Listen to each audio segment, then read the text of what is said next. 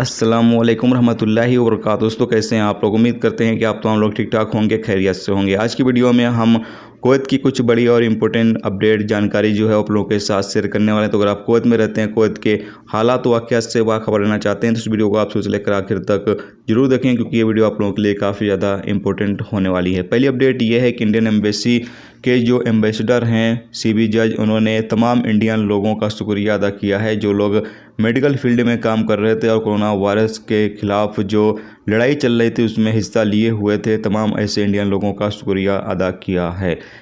इसके अलावा अगली अपडेट ये है कि कुवैत में पिछले 24 घंटे में 168 नए कोरोना वायरस के मरीज रिकॉर्ड पर आए हैं, जबकि एक लोग की मौत हुई है और 432 लोग ठीक हुए हैं। और कुवैत में पिछले 24 घंटे में 14,504 लोगों का कोरोना टेस्ट किया गया है, जबकि इस वक्त कुवैत में एक्टिव केस की तादाद घटकर 2,910 हो चुकी है, जबकि आईसीयू में जो केस हैं उनकी भी तादाद घटकर 99 हो चुकी है। तो कोरोना वायरस के हवाले से जो रिपोर्ट है वो काफ़ी ज़्यादा बेहतर आ रही है। तो इंशाल्लाह जल्द ही जो फ्लाइट के हवाले से फैसला है 6 देशों का वो आने की उम्मीद है। इसके अलावा कुछ दोस्तों के सवाल ये भी आ रहे हैं कि भाई अगर अभी हम कुवैत से छुट्टी पर जाना चाहते हैं तो क्या जाएं या ना जाएं, जाना सही रहेगा या नहीं रहेगा।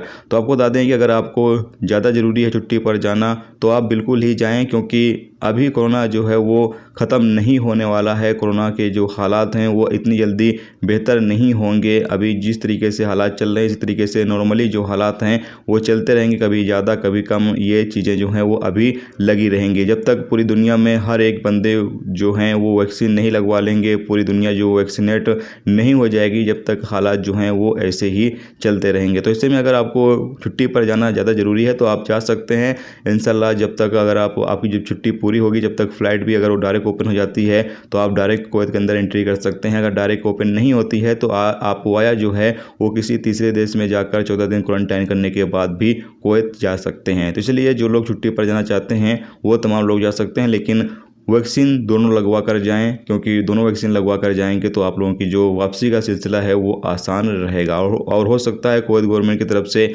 ये भी लागू कर दिया जाए कि जो लोग कुवैत से जो 2 डोज लगवा कर छुट्टी पर जा रहे हैं वो तमाम लोग डायरेक्ट जो है वो कुवैत आ सकते हैं। जिस तरीके से अभी सऊदी गवर्नमेंट ने ये कानून जो है वो सऊदी अरब के अंदर लगाया हुआ है कि जो लोग सऊदी अरब से 2 डोज वैक्सीन लगवा कर जा रहे हैं वो तमाम लोग जो है वो डायरेक्ट सऊदी अरबिया वापस आ सकते हैं। तो हो सकता है अलग अलग देश जो हैं इस तरीके के कानून जो हैं वो आने वाले दिनों में जारी करें। तो इसलिए आप लोग जो है वो कुवैत से 2 वैक्सीन लगवा कर छुट्टी पर जाएं। तो ये दोस्तों आज की कुवैत की कुछ अपडेट जानकारी जो आप लोगों के साथ शेयर की गई। तो उम्मीद करता हूँ ये वीडियो आपको पसंद आई होगी। पसंद आई ये वीडियो को लाइक और शेयर जरूर करें। चैनल पर नए हो चैनल को सब्सक्राइब कर लें, क्योंकि यहाँ पर आपको कुवैत के हवाले से जो भी ताज़ा तरीन अपडेट ताज़ा तरीन जानकारी होती है वो आप लोगों के साथ शेयर की जाती रहती है। वीडियो देखने का बहुत बहुत शुक्रिया दोस्तों। अल्लाह हाफ़िज़।